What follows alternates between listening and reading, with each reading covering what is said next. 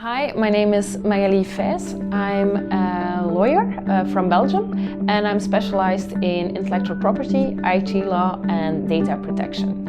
And with regard to that last specialty, I've been doing data protection for 7 years now out of the 10 years that I'm active as a lawyer. I worked, for example, on the case for the Belgian Privacy Commission against Facebook, which I think was ideal to get the bits and pieces of data protection.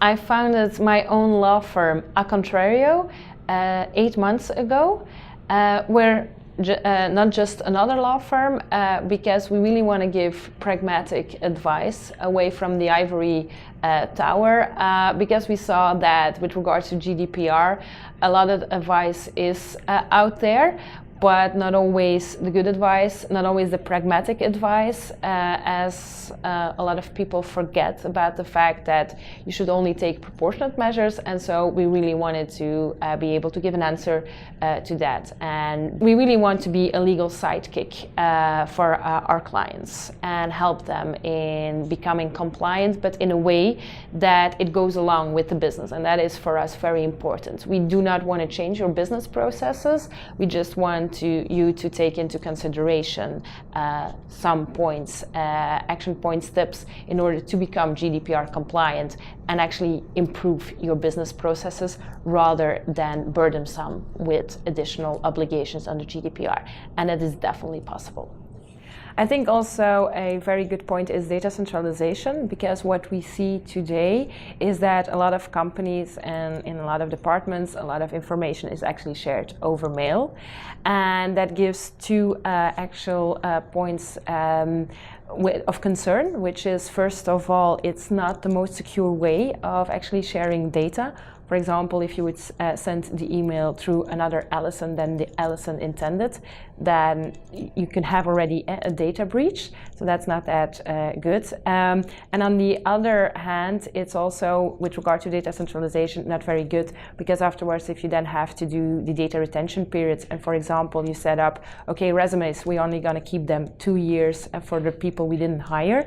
And afterwards, you have to go into every mailbox to check where that resume is, because it was sent throughout mail. That is actually quite some cumbersome task to do, where if you only send the link, for example, to the Google Drive document where you give access to the people who need access to it, you actually have a couple of quick wins. It's data minimalization, because only the people who need access will have access. You send the link, so afterwards you don't have to go and actually try to find those emails to delete them, because if you delete the one document, then the link will not longer work, so that's just fine. And if that link or that email with that link is sent to somebody else, that person who won't have access will not be able to open that email. So from a data security point of view, you can actually do some checks. And on the other side, for data retention, it actually saves you a lot of work to actually comply with that. I always thought there was an issue with having things stored on Google. There is the Google. Why Google? First of all, there's already European. If you're on European Google, it's always safer for European companies. It has to do with two things. You have first the NISA regulation here, which actually says that the governments and the authorities can, in a case of, for example, a potential terrorist attack, ask for the data stored in the cloud and in bulk. And then, of course, directly you see that doesn't comply with GDPR, because from a European point of view, you try to keep everything safe and not have data breaches and things like that. And all of a sudden, another foreign supervisory or authority can actually ask for it in bulk, and you have no idea what that data goes completely against the philosophy of data protection and the GDPR. So that's one thing. On the other side, yeah, it's true that, of course, Google is not one of the players that is seen as the most GDPR compliant, given that they do a lot of things with the data. We don't always, they try to say and be transparent on their website, but we don't always know. But I think for the moment you have Microsoft or you use Outlook 365 of Office 365, or you use the whole Gmail and the Google environment, and then I think it's still better than just and have your documents on Google Drive or on OneDrive rather than just sending them out in mails. So I think a first step definitely for big companies in order to become GDPR compliant is actually think about what personal data you have and what personal data you're processing. And the best way to do that is actually to do it with a data register and to make sure that you draft a data register. It's also a quick win because it will allow you to directly comply with one of the biggest obligations under GDPR is set up such a register. It is a great tool because it will allow you to definitely define your action points. If you think about the different processes you're doing, and you align them and you make sure that you list them, you will directly see which key documents or security measures you're missing because you won't be able to answer them in the register, and that directly will create your action points. And I think with Collibra that it provides you a really great tool for that, because the data register gives you a way of, in an automated way, to collect that data register and actually set up that data register, which will make in the future the GDPR compliancy a less cumbersome effort. I really liked our discussion on the way over about the difference between B2C and B2B. Okay, yeah. And I don't necessarily think a lot of people really understand that. I think, at least in the United States, from my experience, people just go, oh, GDPR. Yeah. Don't do anything. Yeah, no. I think it's in order to become GDPR compliant, it's a big difference in how you and which steps you have to take to become compliant, whether you're a B2C business to consumer or a B2B business to business company. As you can well imagine, if you are in a B2C company, given that you have a lot of personal data of consumers, they're of course viewed as a more vulnerable population. They are the direct data subjects, and so you have to take much more steps to become GDPR compliant. And for example, whenever you have a web shop, an e-shop, then of course you have to make sure that you take all steps in order to inform your data subjects on how you're actually gonna process their personal data, for example, to send them the stuff or the products they ordered. Make sure that you are as transparent as possible. Make sure that you really say them which sort of cookies, which sort of, for example, Facebook pixels you're using. So I think the burden to become GDPR compliant, it's way higher, I think. But on the other hand, if you're B2B, and for me it's an important message to give, is if you're a B2B company, don't stress out too much on GDPR, because let's be honest, apart from maybe software providers that give you a solution and a platform where you can then capture your client, your customers' data, which might at a certain point, if your customer, for example, is a B2C company, they might have also that part of data, the data subject. So that's another rule. But if you're a purely B2B company, what is the personal data that you're collecting? Well, there are two things or two types of data. It's HR data.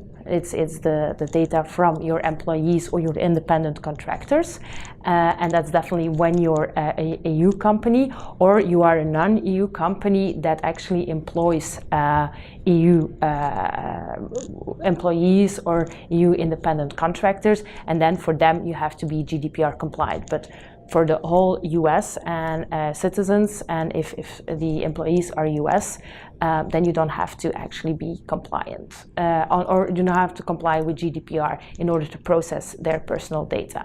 It might be good to think about and say, okay, given that we set up these rules about transparency, because I think apart from that GDPR is a cumbersome exercise with a lot of obligations, there are also really good points behind them. And the fact that you have to be transparent, I think that really helps in a company to be as transparent as possible, to implicate people in the process. But so you have on the one side HR data. On the other side, you have the contact details of your business contacts. But we can all agree that if I provide you in a business context my contact details, that of course, and I want to do business with you, of course I want you to send me an email, and probably I also want to be kept in the loop of the information and your newsletters, and you will feel that there is less problems with that because you're all in a professional way and handling in a professional way. And yeah, it is within that professional business context that you actually exchange that data.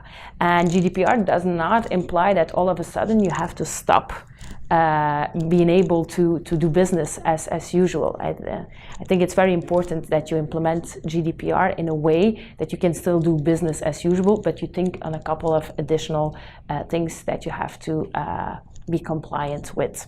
I have a question for you. I would like to follow that discussion up, if you don't mind. I was going to ask you about, not all companies are pure B2B or pure B2C companies. So how do you, we have, not even speaking of Collibra, many companies have, they sell to consumers, like a bank has a consumer bank angle, but they also do business with, companies. Yeah. So how does a company who has multiple audiences, multiple types of solutions, what is their in my mind, if I was somebody who was like, all right, well, but I sell widgets to consumer. I'm a manufacturer of spices, and I primarily sell those spices to restaurants. I have a client just like that. But now I want to sell to consumers. What do I do? Yeah. Okay. So you have a number of companies who have a business-to-business group, and on the other hand, who also have a business-to-consumer group. Like, for example, a company that makes spices and sells it most of the time to restaurants or butchers, and on the other hand, also wants to create an e-shop. A lot of retailers also have that way of actually setting up their company. And there are different ways to tackle that. You can definitely see them as two groups and two departments, and really see the one as a pure B2B department, and do what I think is the minimal requirements under GDPR. But you have to do the real GDPR compliance with the strict obligations, given that for your B2C department shop, you really have to comply and be very conscious about the fact that you're collecting data of consumers. So you can set it up differently because that is the way you have been working, and in order not to change business too much. Otherwise, you can also say, knowing that you have that more sensitive group, if we can call it, the consumers, and you implement GDPR in a certain way there, that you actually, in order not to create additional work and different systems, that you actually say, okay, knowing that we have to be the most transparent, we're actually going to use that same level of transparency towards our B2B group, so that you have but then really don't say, okay, whatever we are doing for the B2B group, let's implement that for the B2C. No, always take the group that needs the most protection. Got it. That was good. Thank you. Okay. I personally wanted to know that. Yeah. Okay. No, that's good.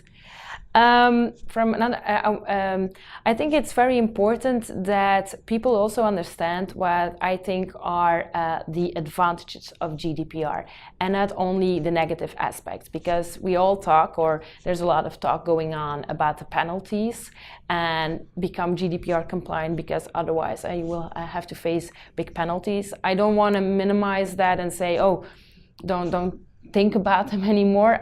They will be definitely there, we still have to figure out, I think the European Union still have to figure out how they really want to implement that. But I think if you do it like that, it becomes a very negative exercise. And if you then have to make sure that people within your company have to join the team, the GDPR team, and that is the only way you're doing it, it's not a fun exercise. Rather, and it's then also very difficult to implement like the marketing department, because they will really see GDPR as something that stands in their way to do their job. And actually, I don't believe in that. I think if you look at it from a positive point of view, there are quite some advantages. First of all, I always say you have an internal customer and an external customer. External can be B2B, B2C. Internal, people working for your company. I think one of the key points of GDPR is being transparent, and I definitely believe in transparency. If tomorrow you have to set up security cameras, I think it's very important that you are transparent to the people you work with, so that they know that those cameras are there for security reasons, because there was a security problem or whatever, and not that they're going to be used to evaluate them and say, oh, wait a second, yesterday 5 minutes, or your coffee break was 5 minutes too long, or things like that. I think the more transparent you are towards employees, independent contractors working for your company, the more you will implicate them, the more they feel implicated, I believe, the more they will do what they have to do in a more fun way. So I think for employees, it's very important. On the other hand, also, for example, with the whole emails, privacy can really create a real advantage if you think about it before rather than after. For example, it could be that somebody is a couple of weeks on vacation or goes in sickness leave, and you have to follow up on a project. It's not because you have a company email address that you can just say, oh, it's a company email address. Well, now we're going to see in Allison's email box and see what's in there. Now it doesn't work like that.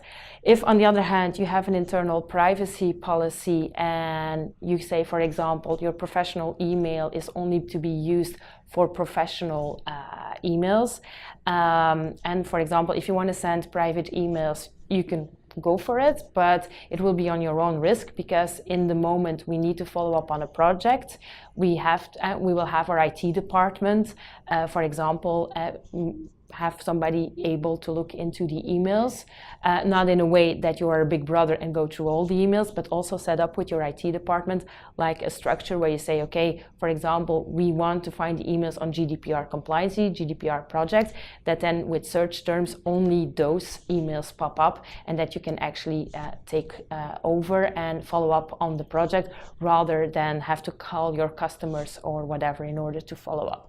So I think that's very important. Also, when somebody is leaving the company, if you think about that and you put in your privacy policy how long an email box will be still available, how you are able to access it, what is the process behind it, people will understand it.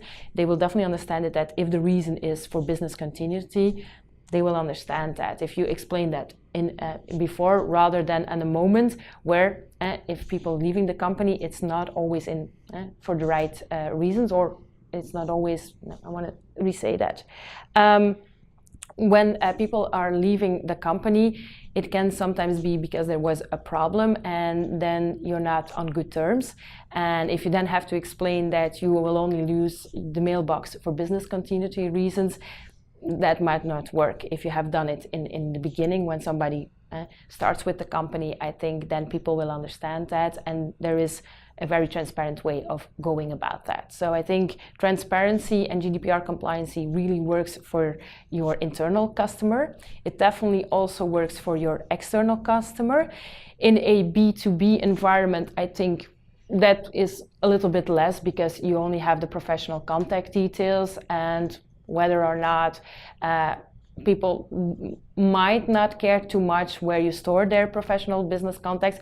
On the other hand, with some people, if you have, for example, somebody's cell phone and that person doesn't really like to be bothered too much, and you would lose that cell phone or somebody else would just have it or access it, and that might create a problem. So I think it's always good to think about security, access management, and things like that. But definitely in a B2C environment, if you're set up a web shop, for example, I think it's very important that you can communicate about GDPR compliancy, because GDPR compliancy is also about data security. And let's be honest, if I order something online, I want to have my contact details and definitely my credit card details being treated and processed in a secure way. So there you can really make a unique selling point out of GDPR.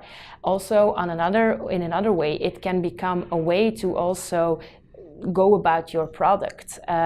If you can actually, in a very fun way, nobody says that privacy policies, of course you have the privacy policies, but you also have to do the informed consent, is actually in a sort of summary, say what's in your privacy policy. Now, it's a quick win to just give a summary, but afterwards, and give that to the marketing department, involved marketing department, and say, yeah, for example, what can we do with this informed consent? Because it doesn't have to be just a text, it can be a video message, it can be like in symbols with icons or something, and it might show you as a company saying, oh, those guys, they really went in another way about GDPR, or they're or funny if you're a company, for example, if you're an agency, marketing agency, and you can show, yeah, we took GDPR, but we gave it a real positive swing. That might really directly say, if you want to hire that company, saying, okay, yeah, they think outside the box. This is the company I want to hire. So I think really try to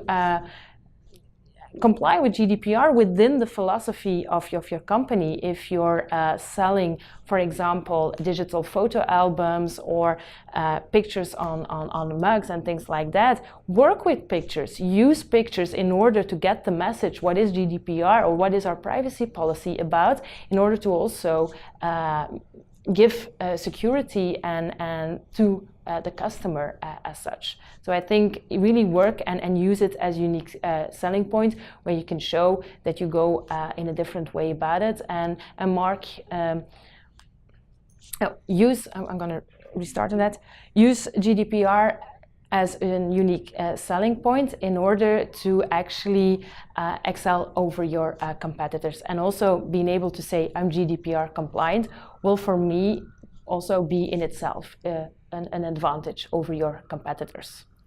And the one of the last advantages I see in there, it's good for your internal customers, external customers, but also from an organizational point of view, the fact that you think about security in a structured way, the fact that you do data minimalization and data centralization, that really will benefit the organization in itself and the way you work as a company. For example, once again, with the emails, the fact that we send way too many emails or documents through emails makes that we have mailboxes that are completely full, documents all around, and that also gives you a security hazard. So if you think about that and you try to work more with links, more with cloud solutions, that really can give you also an advantage to make sure that you know where your data is, because that is, I see with a lot of companies, they have a couple of databases because marketing set up a database, and then the sales guys also have a database and use different software applications, and actually the IT department is not always aware of which software applications are being used. And so you just, it's a normal way, because it's an organic way of actually setting up a company. But if you centralize it, you might not pay for two software applications who might actually do the same thing, because the two different departments are working on it or working with those applications, and on the same time it might actually be able to give the departments part of the data in one database which they need to perform their duties and their work. So I think from an organizational point of view, it really can also be an advantage. And if you try to implement GDPR from that point, I think it's for everybody. You get if you try to implement GDPR, the whole process as if you try to implement GDPR from those advantages, or the point to make it into advantages, I think it's a much nicer exercise, and you can really involve the different departments. And let's be honest, I only think that, and I really believe that GDPR, or to become GDPR compliant, is only a successful exercise if you are able to implicate the different departments, because it's not, and that's also, I think, one of the misunderstandings that there are out there, is some companies think, oh, it's a legal thing and it's for the legal department, or no, it's an HR thing, it's for HR department, or no, it's for the IT guys, where it's actually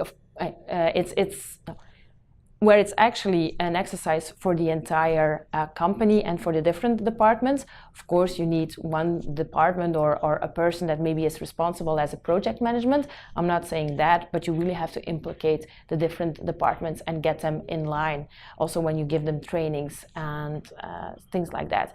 And I think definitely towards marketing and sales, that if you explain it from that perspective, where you can say you can do your business as usual, you only have to think about a couple of things, like, for example, access management, data centralization, and you give them little tips and tricks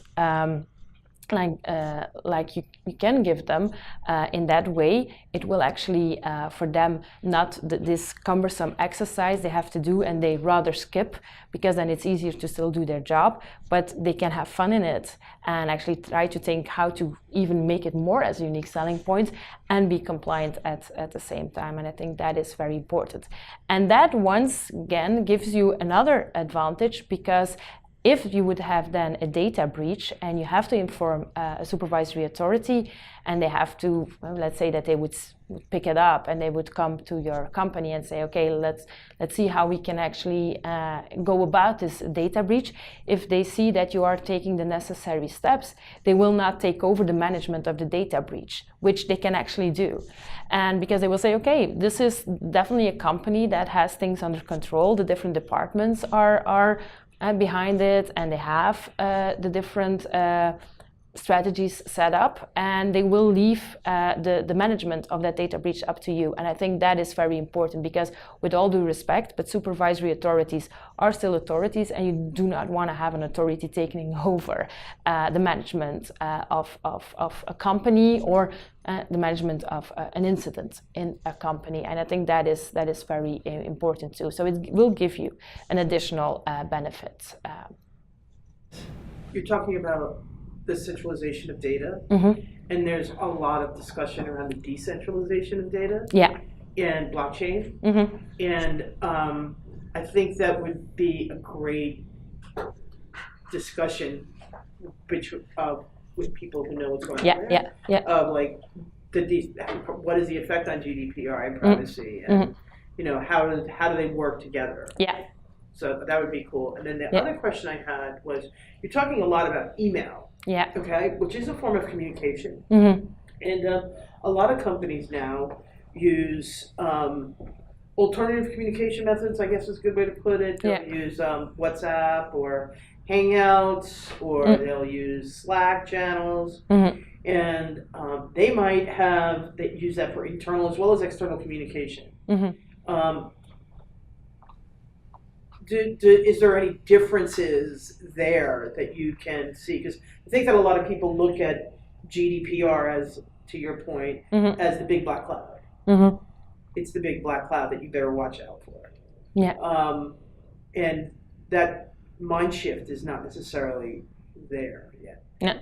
So I know that a lot of companies are using alternative ways to communicate internally and externally, like WhatsApp, Messenger, Slack, Jira, for example, for tickets and fixing bugs for developers.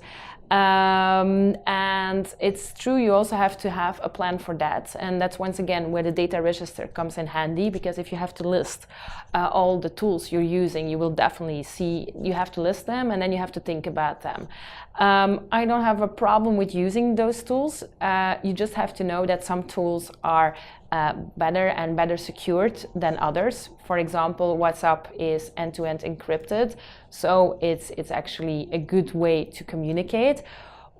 But I want to be a little bit careful with that because, for example, in one of the hospitals in Belgium, the midwives are using it to actually send complete medical files about patients over WhatsApp.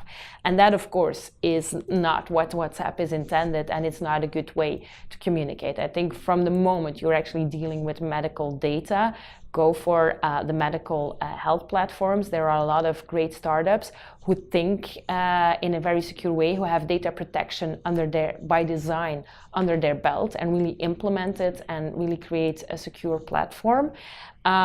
Which does not say that, for example, over Slack and WhatsApp, you cannot, you have to stop communicating. You cannot say, oh, we have a bug there or we had a problem with, but just be careful with naming personal data in those channels. And once again, data centralization also applies there. If, for example, you want to say, yeah, we have on the platform a problem with that file or things like that, send the link through Slack. Once again, that's no problem. You don't actually share the personal data or a minimum of data over Slack or other communication channels. It will allow people to, as efficiently as before, do their job, but you centralize your data and you thought about it. On the other hand, and that's also very important because I think for me it's one of the words and the idea behind GDPR that is overseen the most. It is, the GDPR says you have to take proportionate technical and organizational measures.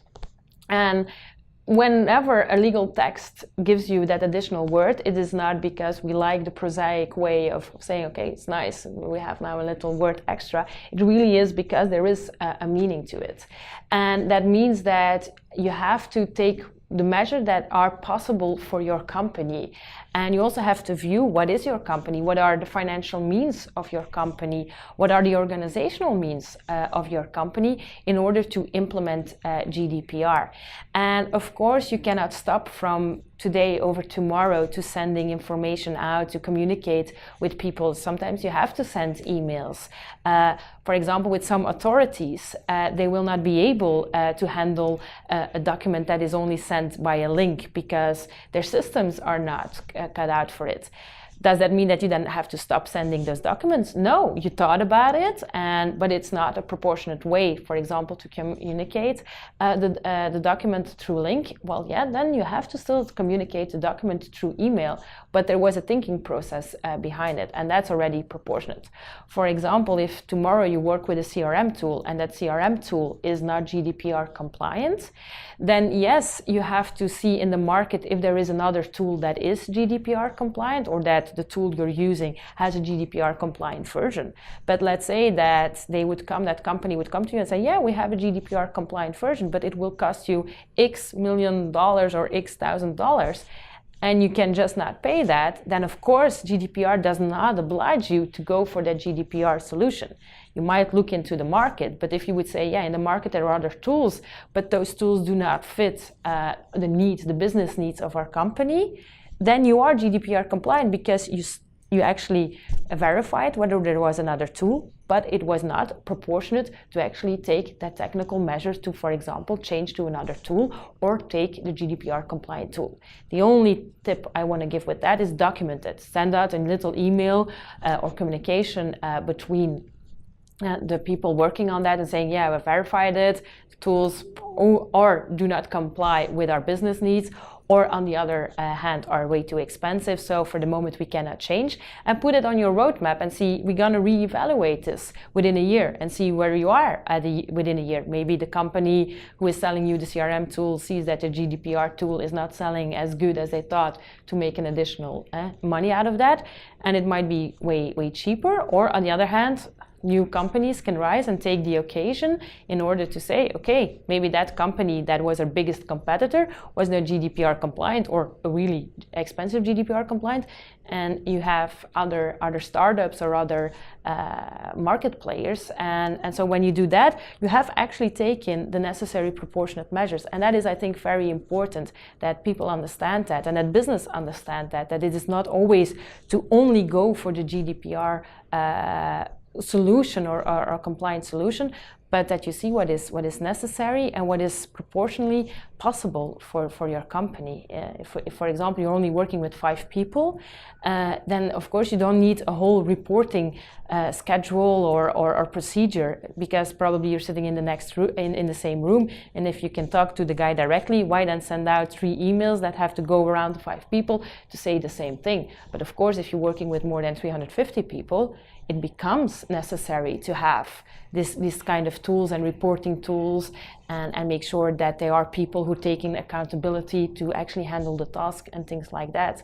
And that's why also GDPR is not disadvantaged towards big companies or disadvantaged towards the startups, because with the startups it's quite easy. They can start up from the beginning and they can actually do data protection by design. And if they think about it from day one, actually it will not cost them more efforts, because if they're building platforms and things like that, they have to be secure, not only for GDPR, but also as a business platform itself. And so there are less efforts to take, and the financial means, they don't have to have big financial means to become GDPR compliant. If you're already a big established company, then you have to do a lot of things to become GDPR compliant, but you also have the means for it. And once again, it is a proportionate exercise, and it doesn't have to be a 1-year plan. You can say, okay, this year it might not work for us, but in a couple of years to come, we can actually set it up the roadmap, and we might change our CRM tool, or we might change this, or we might change that. And I think if you do it like that, it's really an exercise that is doable. And I agree, there is one disadvantage on GDPR, it's the accountability. It's actually the change of burden of proof, where in the past, you as a company, the authorities had to say, oh, you are not GDPR, oh, you are not compliant with data protection laws or regulations, and they had to prove it. Now it's the other way around. They can just say it and say, we think you're not GDPR compliant, and you have to be able to prove it, which means that you have to formalize a lot of things. Maybe processes that you're already doing. When I think about password management, in a lot of companies, it's already out there. Is it written down somewhere? No. Access management, most of the companies are using Active Directory. Yeah, it works. It's based on function, roles, and things like that. Is it written out somewhere? No. So that is true. GDPR is not only good news. I'm not trying to sell you a good news show. There are disadvantages of it that are just there.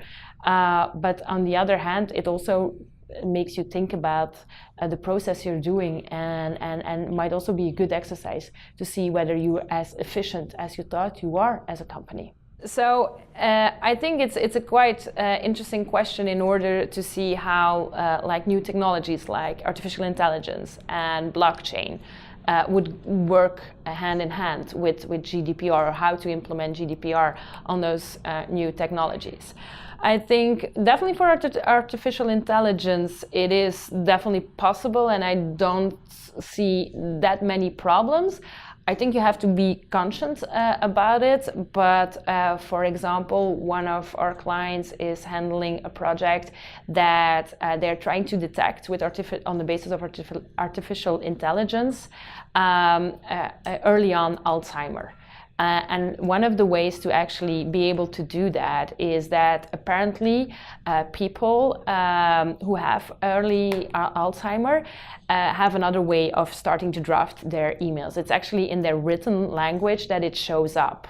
And actually they're using now those emails to see whether they can create markers to actually diagnose people easier and say, oh, these are signs of early on Alzheimer. And for that project, the company really needs access to have the emails, the sent emails, not the inbox.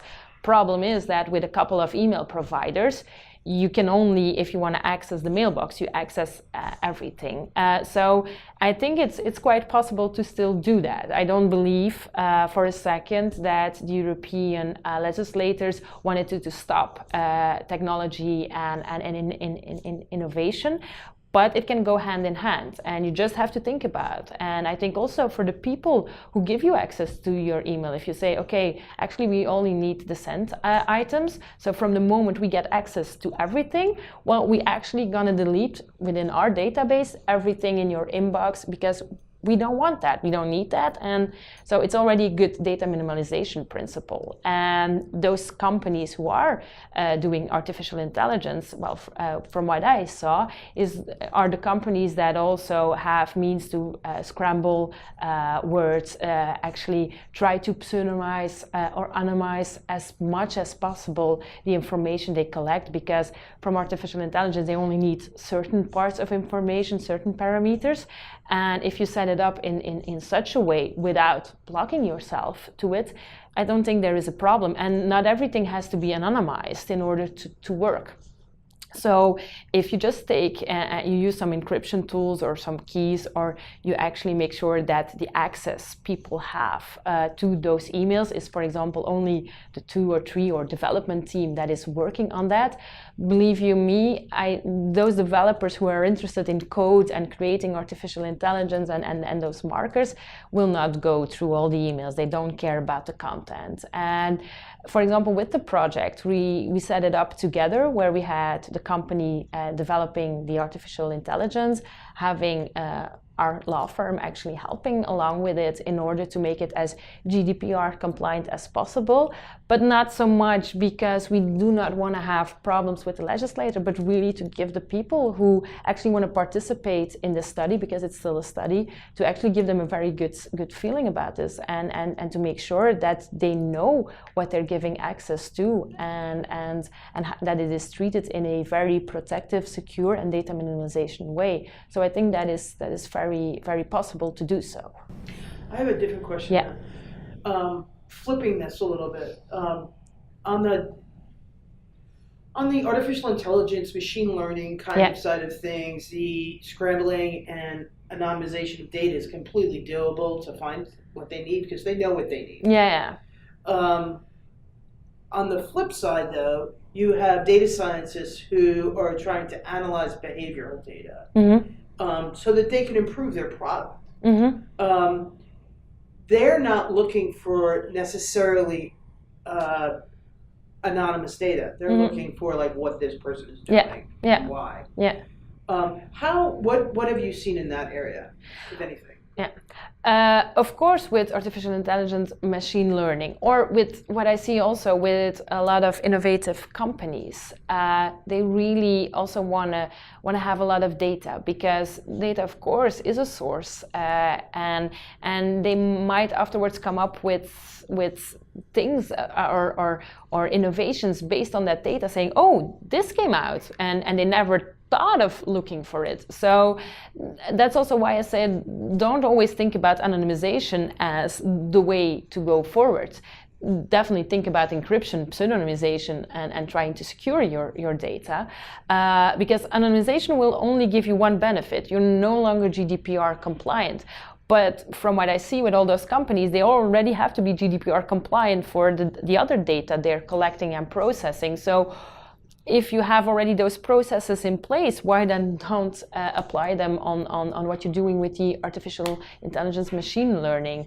And what I think is very important is that for me as a customer, I will not have a problem if the company to whom I give the data in a transparent way communicates to me that they want to improve their product and that my behavior on the website, on the platform, will be a tool to do that, then I don't have a problem with that. I think where the problem lies is the fact, and then we think about the Googles and the Facebook of the world, but is the fact that they're not at all transparent about that, and that all of a sudden you hear this messages that says that, oh, you were a non-Facebook user, but still Facebook was tracking you. And I think that is the way that gives the wrong message.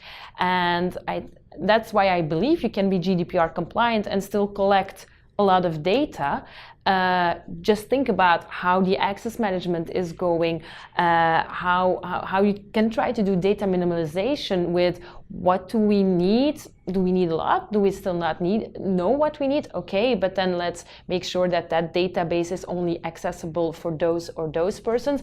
Let's secure it, let's encrypt it, do things like that in order to secure and comply with GDPR, rather than say we're not going to be compliant or we're going to try to anonymize it, but then you lose maybe a potential business. But be transparent about that. Put it in your privacy policy, explain it to people.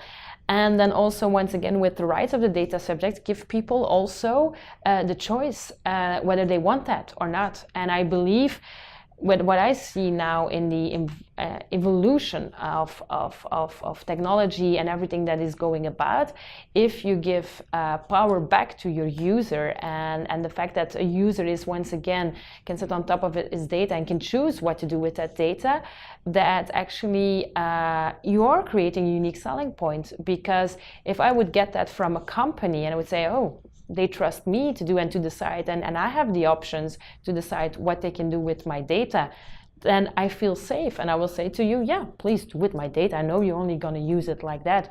But if you don't have any transparency or anything mentioning about what they might do in the future with your data, I get suspicious. And maybe you will have people who say, no, I don't want you to do this or this with that data. And then still you can see whether you can anonymize that data and still use some parts of that data. But it's once again, it's your user. And I think we're in an economy where user experience should be put central. So if you give them also that power, I think you create a unique selling point in the market evolution we are today, and at the same time be GDPR compliant. We are advising also a mobile health application where where we actually want to say we want to give you insight in your medical me file, because today there are medical files with doctors and we have no clue what's in there. Parts of it we do not have to, because in the United States you have more access to your credit records than you do your health. Yeah, and I think at a certain point that's quite scary.